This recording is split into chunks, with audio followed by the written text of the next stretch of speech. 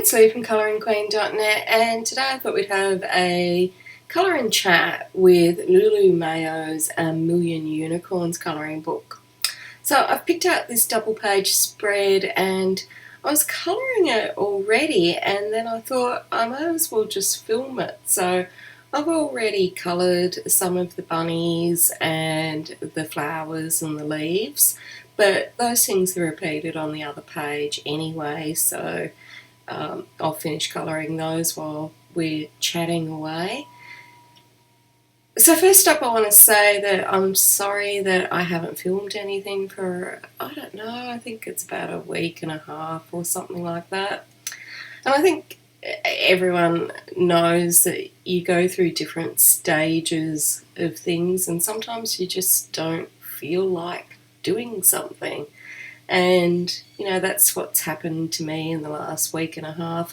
Although I had things filmed, I just really didn't feel like editing them or uploading them, and I just didn't feel like doing anything, to be honest, other than just colouring in and just, you know, basically being by myself.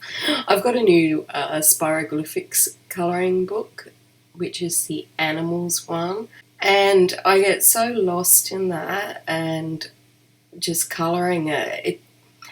There's something about just colouring the lines that really helps you focus and get clarity. And even though I go out of the lines and all the rest of it, I'm not bothered about that. But it just really helps you feel like you're relaxing. I don't know if that makes sense. So I've been absorbed in that. That came in the mail, and between that and the Million Unicorns colouring book, I've been just sitting colouring those.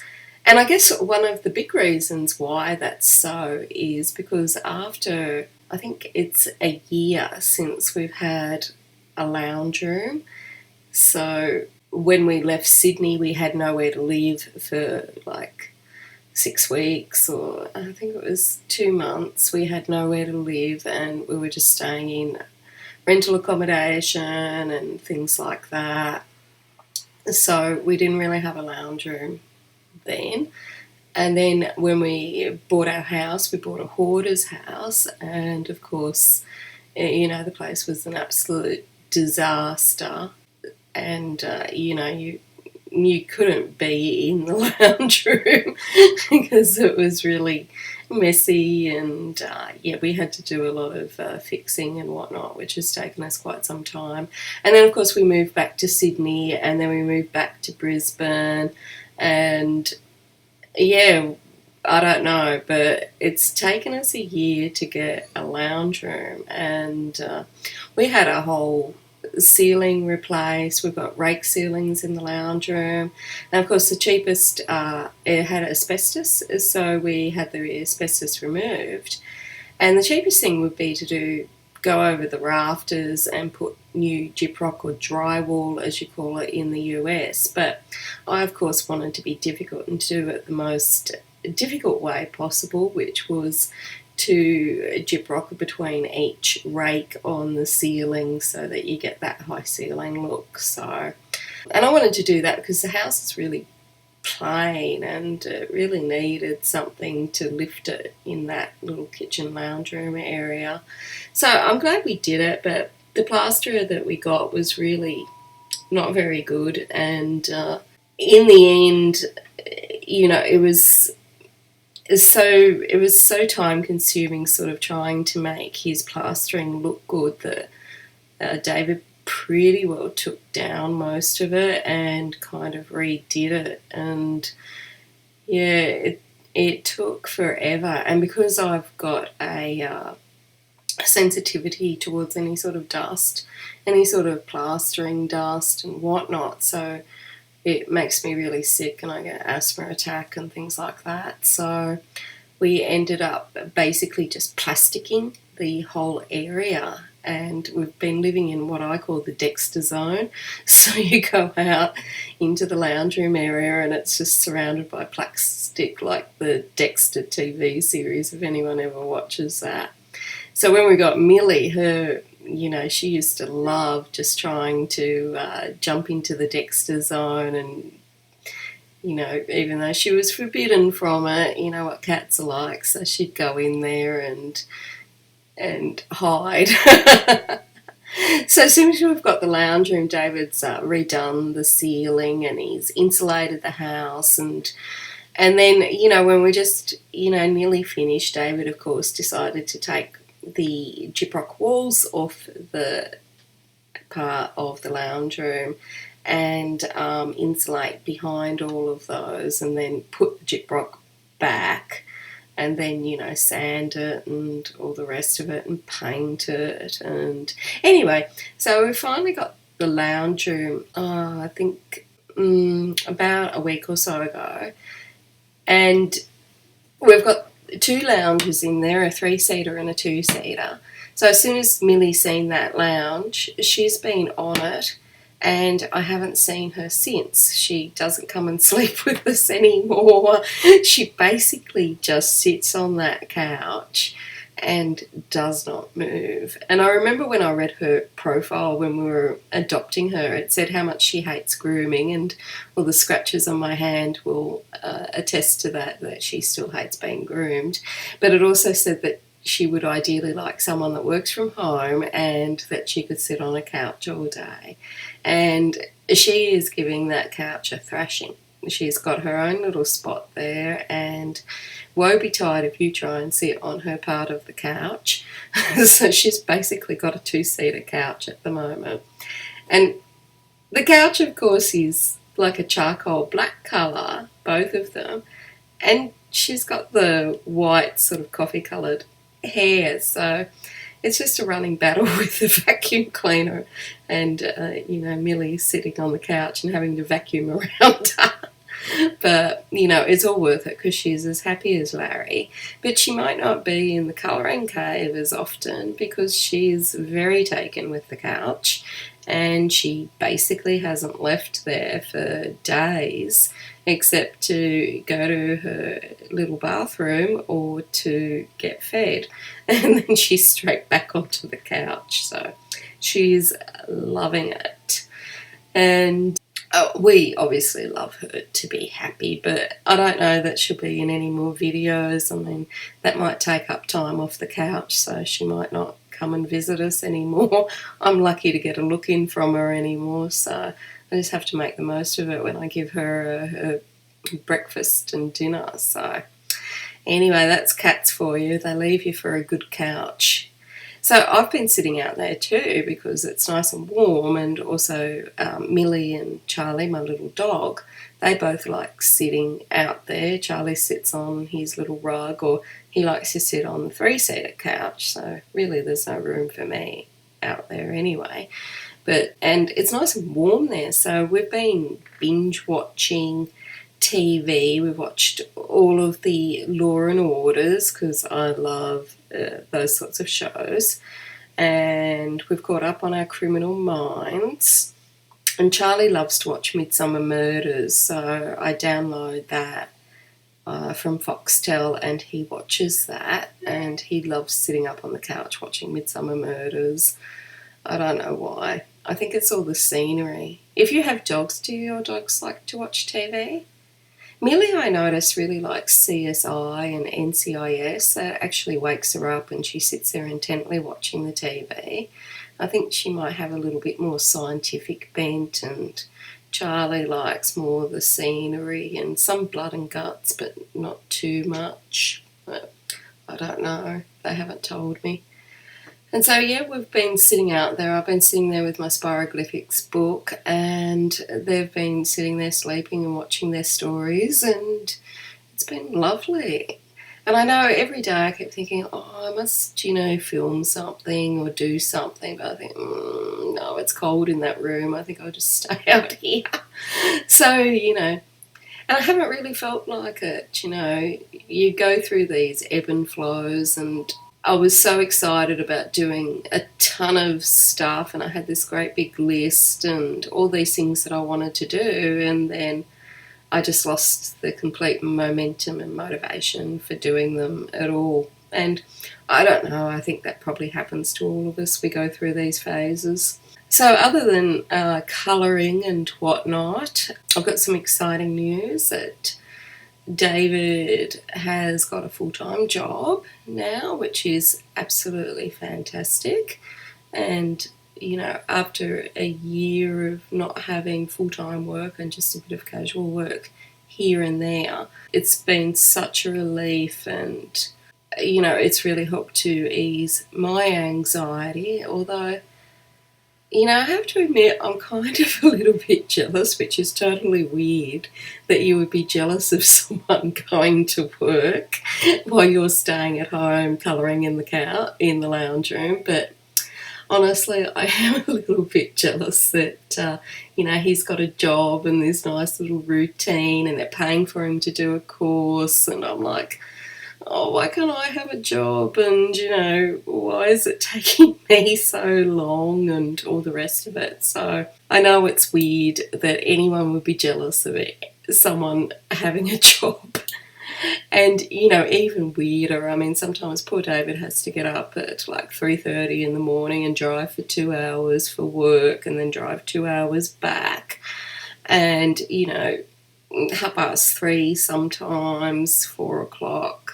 And I'm snuggled up in bed and he's out there in the cold going to work and then to work on a construction site all day. And sometimes not in Brisbane, sometimes it's in regional areas like Toowoomba or the Gold Coast, which is still quite away from where we live. So it's weird that I'm jealous, but, you know, it is what it is. And probably when I get a job, I won't be jealous at all of poor David. But, you know, at the moment, I'm feeling a little bit like, why can't I have a job as well? So I've been looking for a job. I went for a job the other week and they made me do a test, which was like 3 hours long. I felt like I was back at university again, to be honest.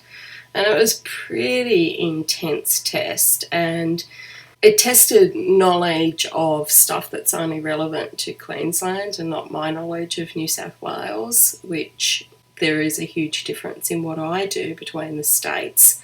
And I've had no way of working out or getting up to date on how things work in this particular state. So I did really well in the core parts of it, but in the practical things that they did every day in Queensland, it's a lot different from New South Wales, and I didn't do that well in that bit. So they've promised me a job if I can find some experience in doing the practical type components of it as it relates to Queensland rather than the state that I'm used to, which is New South Wales. And it's completely different what they do up here. I scratch my head on the stuff that they do up here as compared to New South Wales. So in order to find some sort of practical experience, I have to transfer all my qualifications up to Queensland, and that's going to cost me quite a bit. I also have to apply for a few different other things and do a course and hope to find something locally where I can get a little bit of hands-on experience so that I can get the job that they've said that if I can get that experience, they'll hire me. So it's pretty funny. I've, you know, applied for a couple of jobs. Not a lot's coming up for what I do. And, you know, one I was overqualified for and this one I'm underqualified for, so I'm not having any luck there. But, you know, hopefully I'll be able to get all of those things. It's a few $1,000s, though, to go through all of this process and do all the things that people want. So that's, you know, having not worked for a year, that's a serious amount of money to come up with to transfer these qualifications over and go through all this process. And you never know, just because people say that they'll hire you, it doesn't mean that they actually will. And, you know, so there's no guarantees on that. So, I've been, waiting to save up the money to start this whole process and, getting all the things in place that I need for it. But the exam was a killer. I felt like I was at university again, seriously. It was 3 hours and you had no idea what the questions were on and no idea what they were about or how many questions or, how detailed the answers are meant to be. So David was saying, well, this is, karma coming back at you because you've set, a ton of exams in your time. And I'm like, yeah, but my students always had 3 months of studying. They knew what was in the assessment and they'd learnt it for 3 months. I'm going in blind on it, on things that I don't know about in this particular state, with no knowledge, no resources, no books, and no one to teach me for 3 months. So, yeah, he didn't really get the concept that it was actually difficult. So, anyway, so I got through that, and the core part of it, which I haven't used for like, I don't know, 10 years, I did really well in. So I was really surprised about that, seeing I haven't looked at that in any seriousness for 10 years. So it's good that even with my memory being as dodgy as it is, it was still working for those sorts of things. So that was good. And I found that actually doing the exam and looking into all this changing of my qualifications and whatnot has actually been really good for my memory. I think last time we had a colour and chat, I was saying that my memory is certainly not what it was, and I feel like I can't remember just basic things sometimes, like cleaning my teeth. And actually, I just checked my teeth then to see if I'd cleaned them.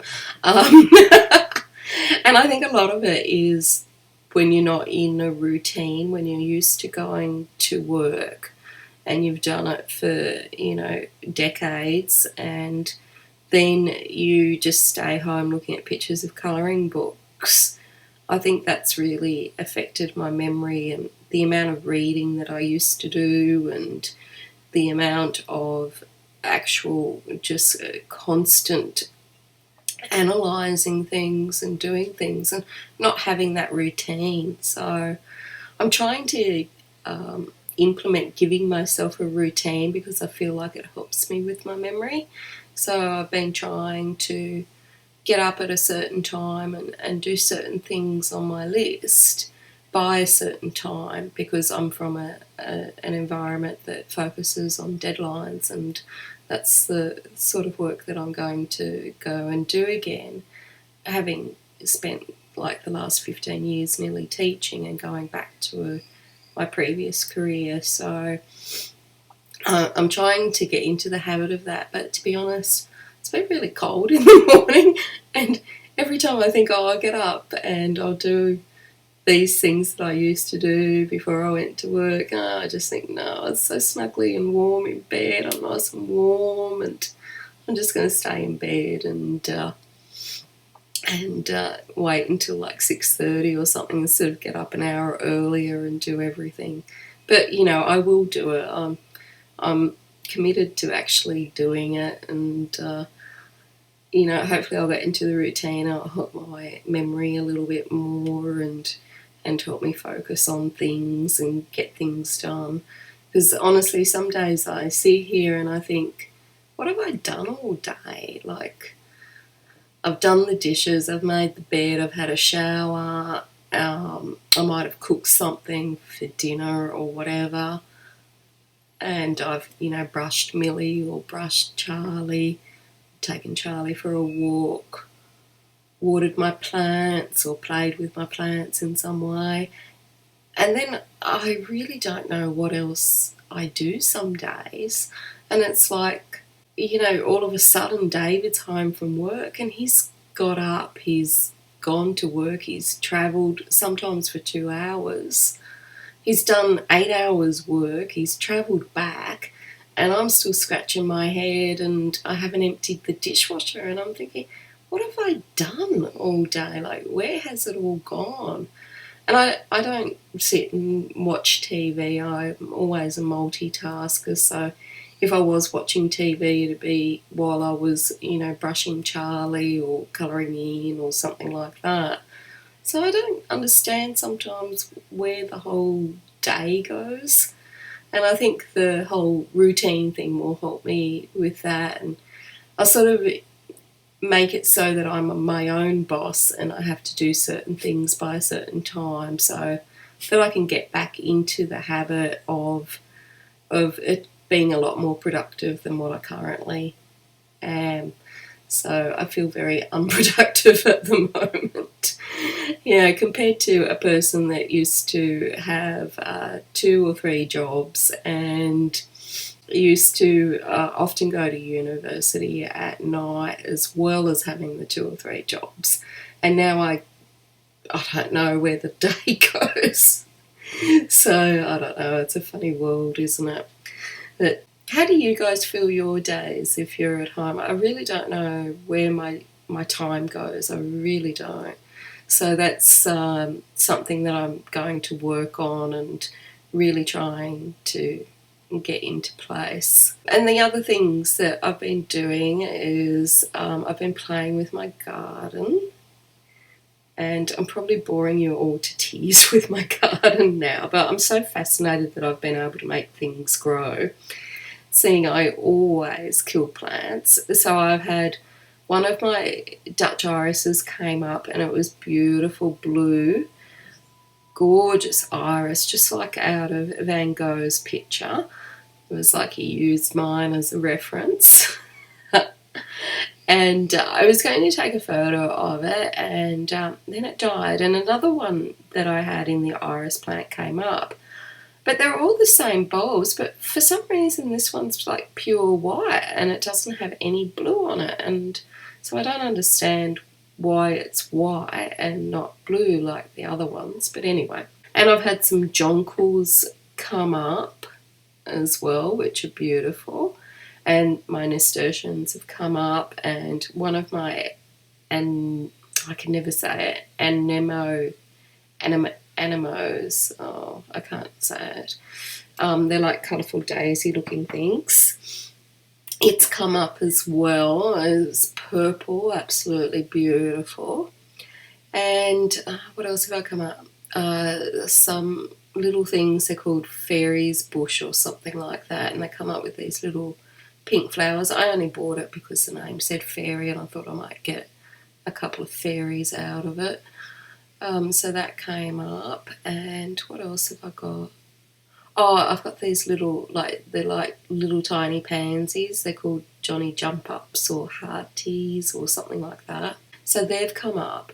But a lot still haven't come up, which is fine because they're not meant to come up until spring, which is September here. So the other ones just started earlier. But some of them haven't come up, and like my tulips, they haven't come up. They've just got like one very young sprout or whatever you call it. The leaves are just starting to come out.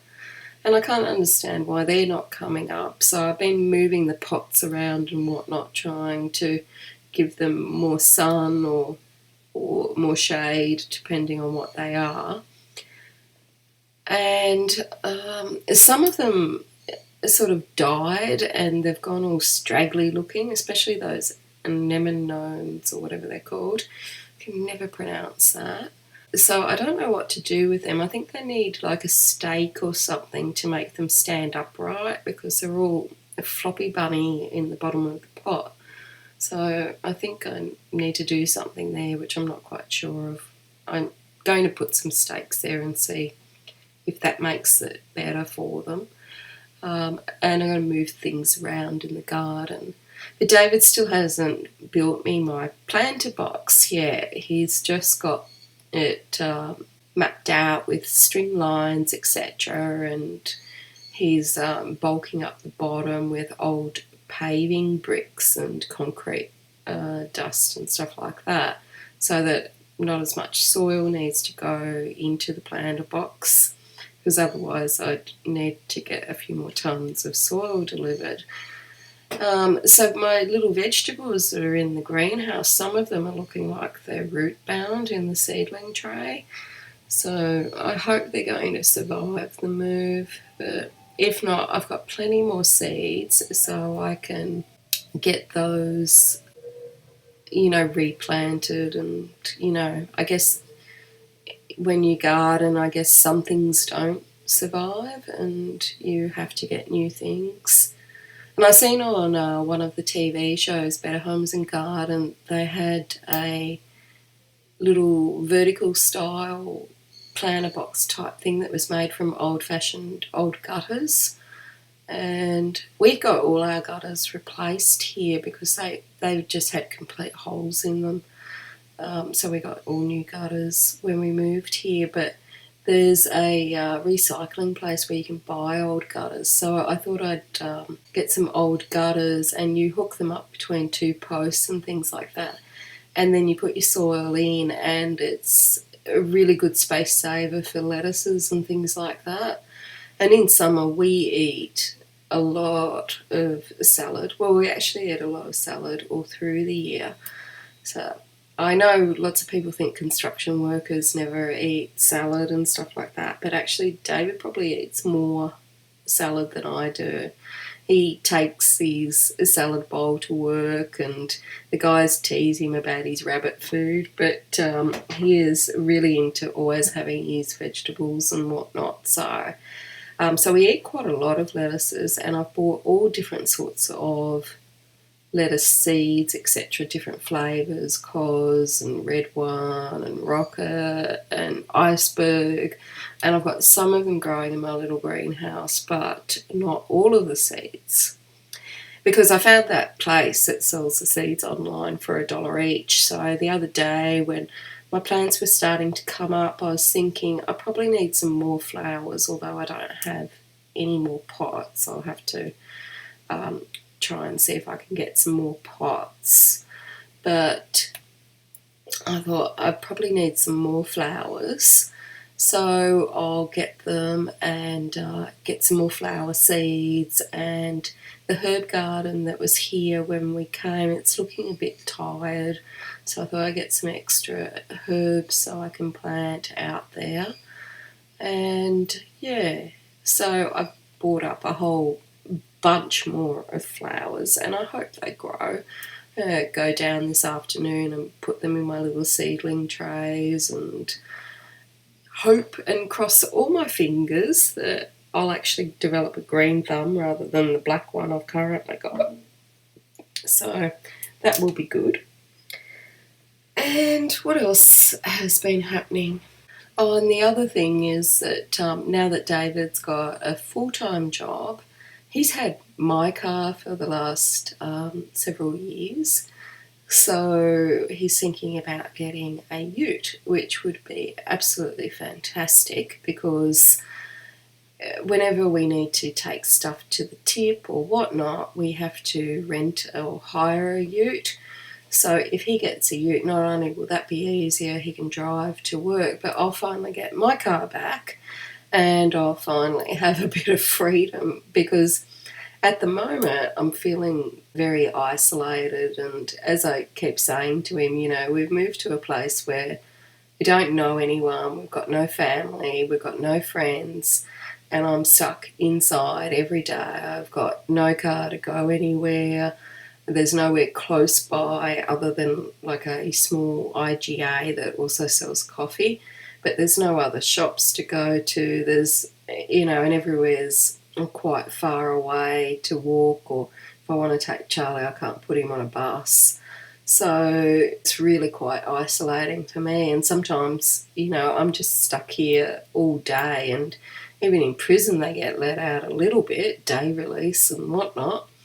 So if I get my car, then I'll be able to go shopping and go and see what is in Brisbane, because I've really hardly seen anything at all, because I usually have to wait for David to come home, and then, he'll give me the car. So that would be really good. I feel like I get a bit of freedom and can go and explore things and see things, because he's going to different job sites all day, so he's got to see all of the area and he knows his way around, whereas I don't feel, I have no idea where we are in relation to anywhere else. I've got absolutely no idea because I'm not driving and getting to know the roads and whatnot. And because he's had my car for the last, I don't know, 4 or 5 years, I don't know, maybe longer, and my driving is just really non-existent because I always used to catch the bus to work and he took the car. So that would be good if I could get back into practice of driving and get to see different things and explore a bit, go and find the art shops and all sorts of things. So that would be all very good. And the other thing that we're working on at the moment is we're trying to get the backyard a little bit tidied up.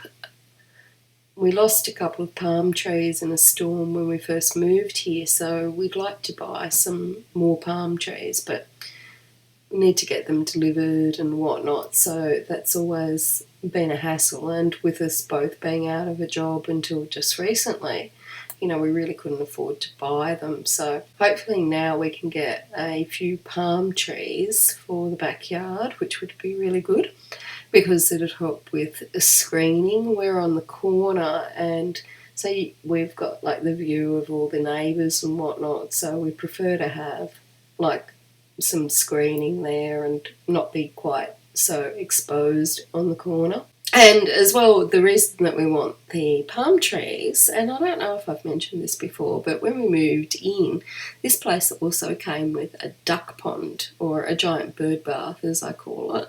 So we've actually got this pool in the backyard that's like 11 metres long, I think, by 5 metres wide. And when we moved in, it needs to be re-plumbed, and we need new electrical wiring to go up to it, but it also needs to be resurfaced. And it's a massive pool. It's absolutely massive and concrete. And so all of that is hugely expensive. So when we moved in, we got lots and lots of quotes for it, and they were really expensive. So we found one that we were happy with, and we decided to go with them, but they were booked out until this year. And just when we thought we would get it done earlier this year was when we were back in Sydney, and so we missed the date for them to do the pool. And also we didn't really have the money for it because we still hadn't got jobs, either of us. So we were just sitting here thinking, it's going to be another year and we're not going to have this massive pool with spa and whatnot. And I hate the heat. I think I've mentioned that quite a few times. I absolutely hate the heat. And one of my conditions of moving to Brisbane was, first of all, there had to be aircon and there had to be a pool. But I should have been a little bit more specific and said there had to be working aircon and a working pool, because both of them don't work. So anyway, we've finally got the pool guy, and they're able to resurface the pool in November. So we need to get trenches done for the plumbing. David's got to scabble out all the old concrete on the pool so it can be resurfaced. And to save money, he's also going to dig the trench for the plumbing.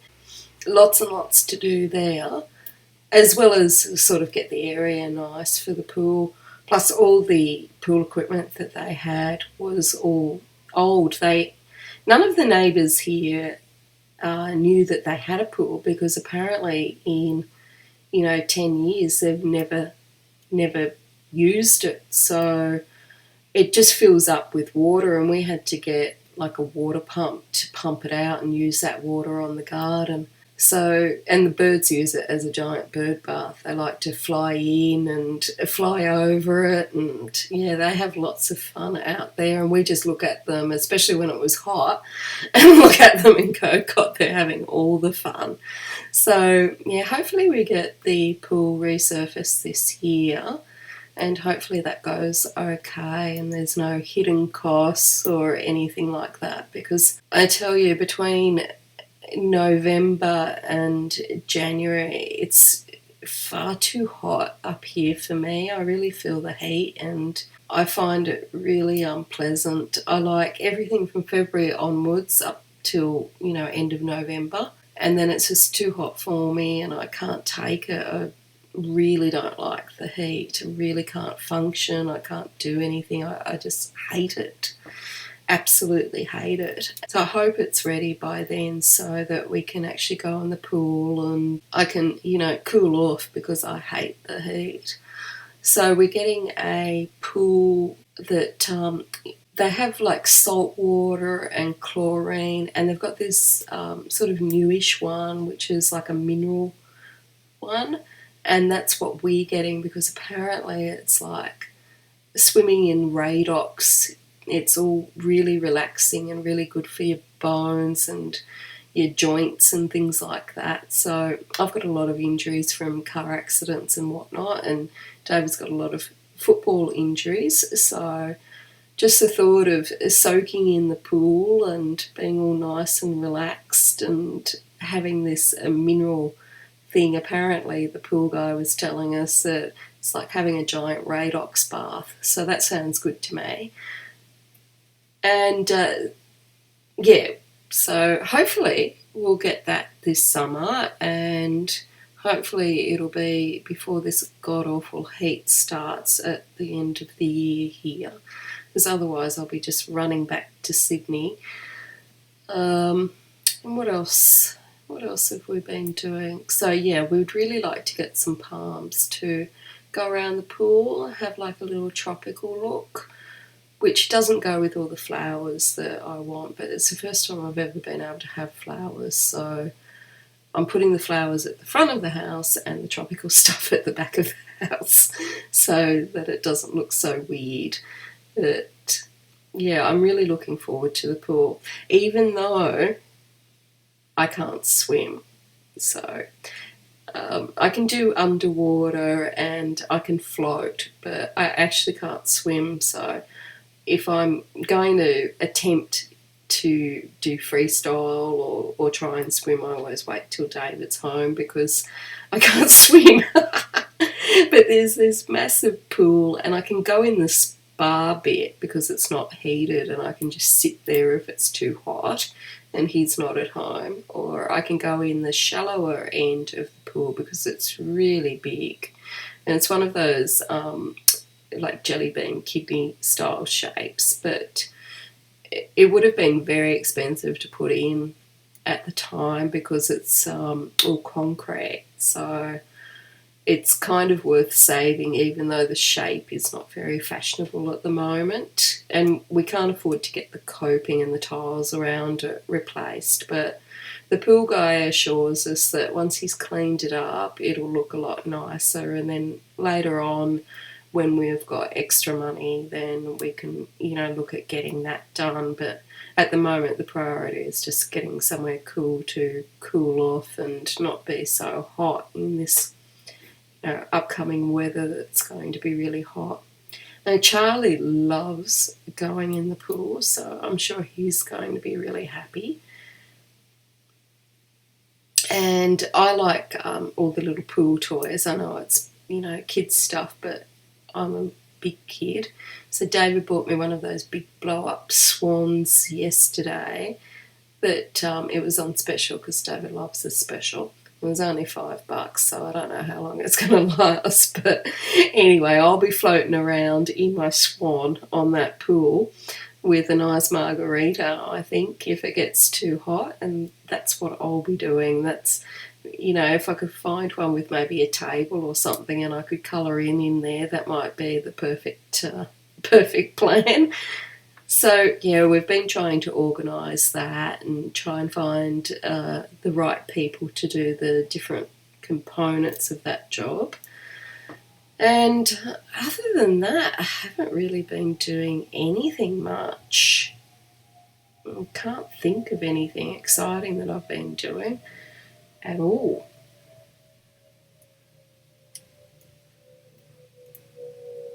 not nothing at all. So, I mean, there's been colouring and gardening basically.